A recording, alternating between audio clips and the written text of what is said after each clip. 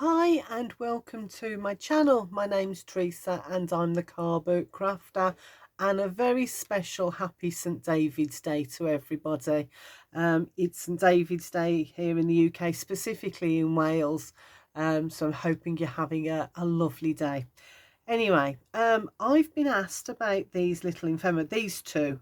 These are the two you'll have seen. I've not started my Halloween um, projects yet, but you'll have seen these two. So this one is full of seaside ephemera. This one has got lots of die cuts in, and bits and pieces that are really useful. That one's got weddingy stuff in, and this one, as you can tell, has got Halloween stuff in. And the thing that I think fascinates most people is because they fold fairly flat, and you can oh, a bat's escaped. You can fold them fairly flat and tie them up. Some of them, this one's got a Velcro's dot on it, so that one just folds like that. And then you just sort of stack them up like that. And these sit on a shelf, and because I've themed them, I can just go, right, I want some wedding bits and get that one out, or I want some Halloween bits and get that one out. I've got a couple of other ones. I've got an Easter one somewhere about. I've put it somewhere safe, but if you remember or know me well, then you'll know it's too safe. And they're just really fun because you make them, you've stuffed them full of whatever bits and pieces, and then you stick them on the shelf. But when you want them, pull that out, and then it sits on your desk as a box. So you haven't got them spilling out all over the place, and you can easily see what's in there. So I thought I'd come on and show you how I make them. And then I thought, wouldn't it be fun to do a challenge as well? And the challenge being to make one of these and then do a swap. So if you want to swap, if you want to do a swap, email me at cbcrafter@yahoo.com.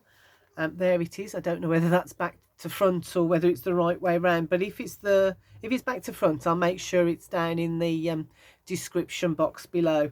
So cbcrafter@yahoo.com.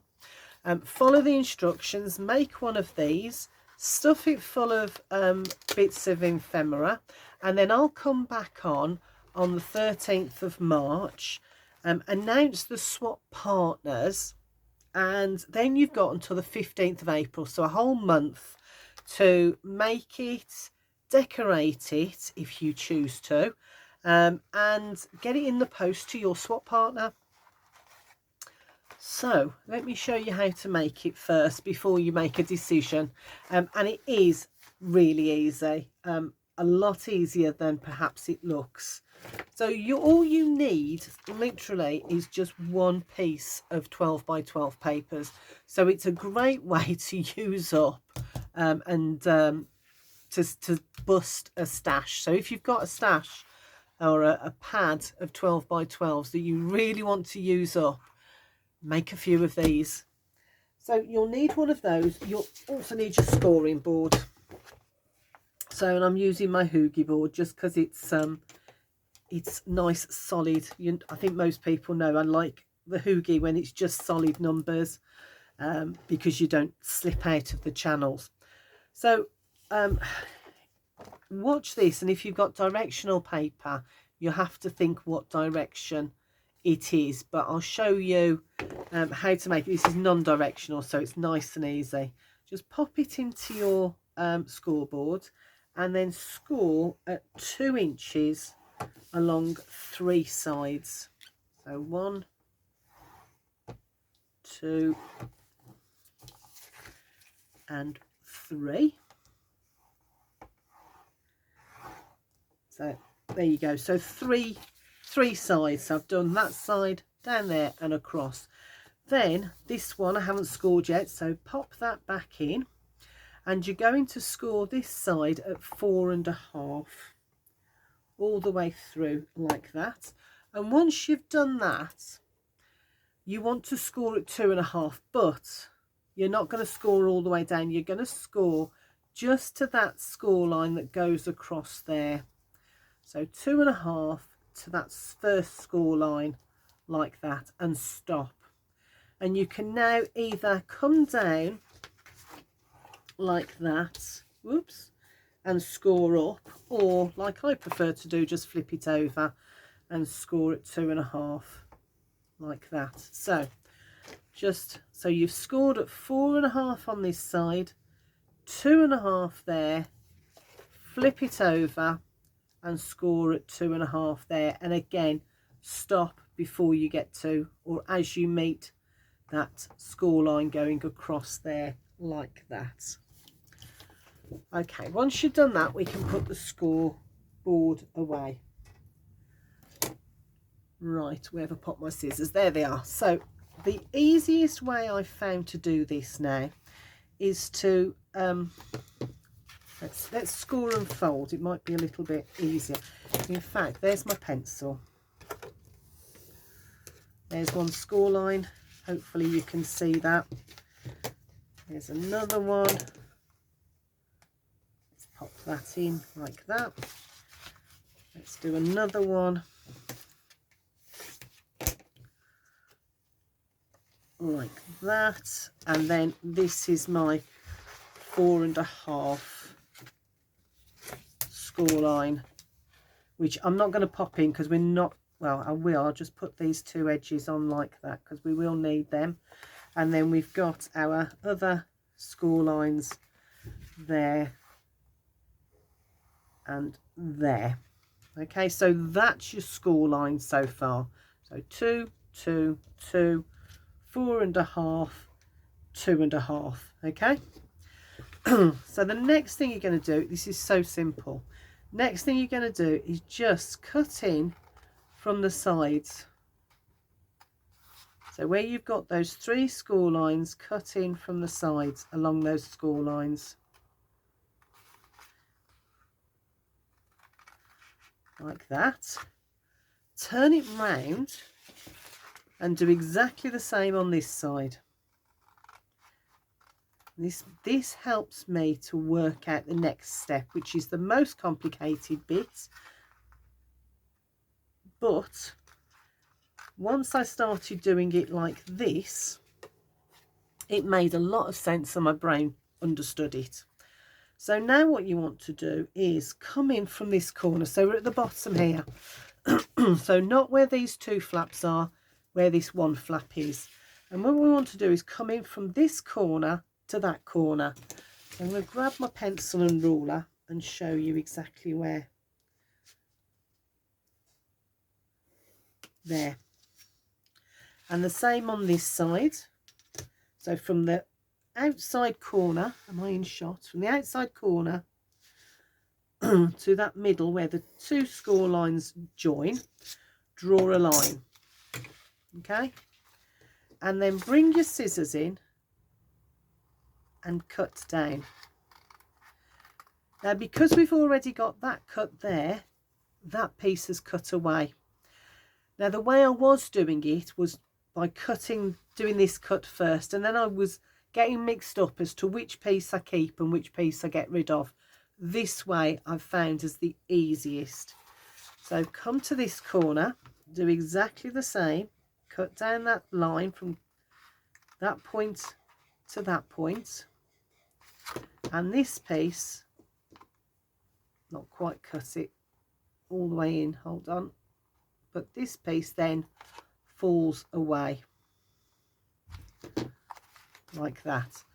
So you've got that rather strange shape. Now I thought originally, why don't I tag it or turn that into a tab for gluing, because that's obviously going to come up and glue in there, but there's a reason for that shape, so you must make it into this triangle. Okay, then turn it round where we've got these 2, and we're going to get rid of the top one. Just cut down on that score line and we're getting rid of that top one like that, and the same on this side. So we've got those 2 there, get rid of the top one all the way down. There we go. Okay, and I'm keeping the scraps because I'm going to use one of them in a minute. So now we've got these 2 bits, and we do exactly the same as we did down here. I'll grab my ruler and show you. So we've come to the furthest point, so this outside point here at the top, and I'm going to cut from there into the middle. And the same on this side, so the top furthest point down to that middle. I'll draw the line out. You don't have to draw the line, just do it by, I normally do it by eye, because now that I've done this, so that when I cut it, that piece automatically falls off, so I don't have to worry about which piece do I keep. Then come to this side and do exactly the same from the point all the way down to that middle, like there. And then you've got that just falls away, and you've then got this rather strange shape going on. Okay, so now's the time, if I can find it, to bring in your corner rounders. There's one, your corner rounder, and corner round these corners here. Now, oh, not quite straight, there we go. So if you want to, let me just grab it. So this one, so you'll see on a couple of them I've done this. Now this is a border punch, which is there. So if you want to do a border punch on the bit that the flaps over, now's the time to do it. So you do it, oops, let's move that out of the way. You do it at this end. Okay, so the free bit here. So if you want to, now's the time to do it, because if you start making the box, it's going to be too awkward. How do I know these things? Perhaps because I've been there and done it. Anyway, right, so, and we're nearly done. We're very nearly done. So I'm going to grab my glue. Oh no, next thing I need to do before I forget is, so these large triangles, so these 2 here and here, we have to work on these first. So this corner and this corner we need to bring in. So this edge here, so this edge that you cut earlier, needs to line up with that edge at the top, and we're creating a triangle. So line that up. Get your bone folder in there, and you can see there's a nice big triangle there, and that tells you you're on the right path. Fold it back over and reinforce, so our triangle has gone different ways.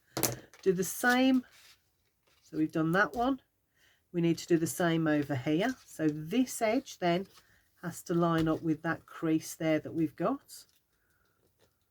So let's bring that up. Use your bone folder to crease that.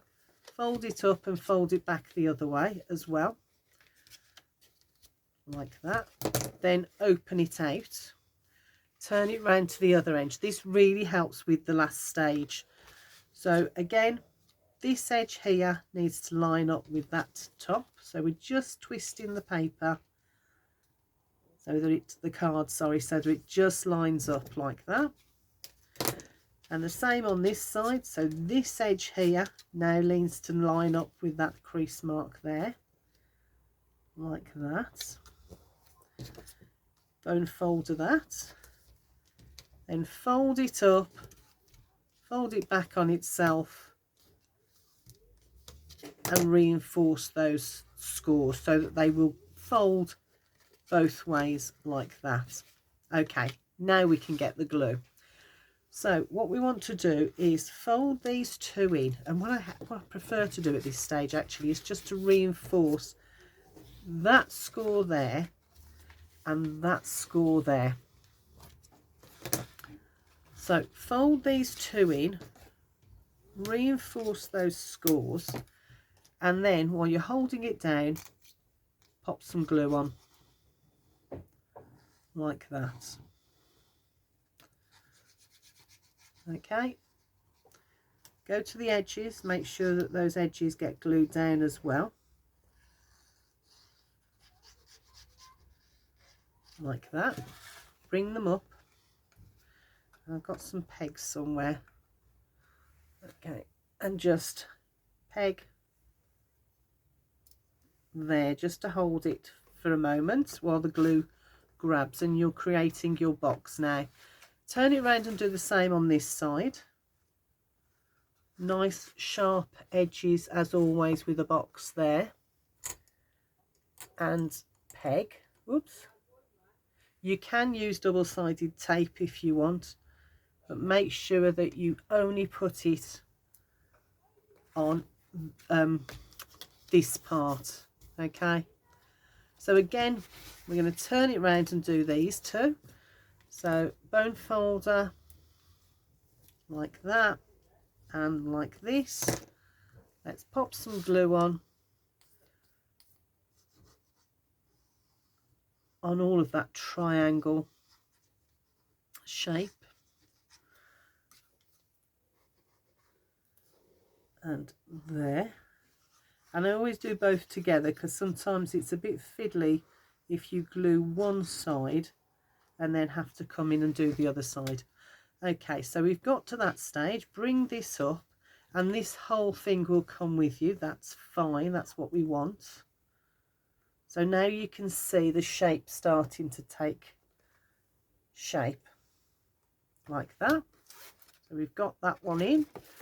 Turn it round and let's do this one. Make sure those corners, so those corners are nice and sharp. Once it's in, peg the others. There we go. It's only for a few moments while the glue just grabs. Then again, bring your bone folder in and just push that glue into the card like that. Okay, and then I'm going to take these pegs off and do the same again.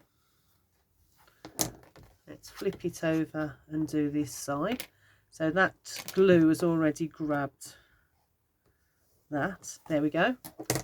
So I can move those out of the way. Right, I'm just going to give that a minute to dry. Now these bits that we cut off, we're going to use a couple of them. So where did I put my 1-inch punch? There we go. So this is just the way I do it. Entirely up to you. Obviously it's your project. So there's one, and I've got another one somewhere. This is a 3/4 inch one. So I'm just using the scraps. I'm only going to do one hole this time. I think over time I've kind of worked out that really you don't need the two. So I use one of these brads, but you can use a split pin or whatever you need. So let me just move this lot out the way, and hopefully that's given it my box enough time so you can see how the box forms. So that's the box, and all you need to do is push it in, and it, because we've scored those lines and those edges, it will naturally collapse in on itself. When it does the first time, you're going to need your bone folder to reinforce all of those corners and what have you. So you'll just make those nice and sharp on there. Okay, and now you can decide whether to use what I'm going to do or whether to use the Velcros. So let me just, I've got my crocodile, but use whatever you prefer. Now I do want to stack it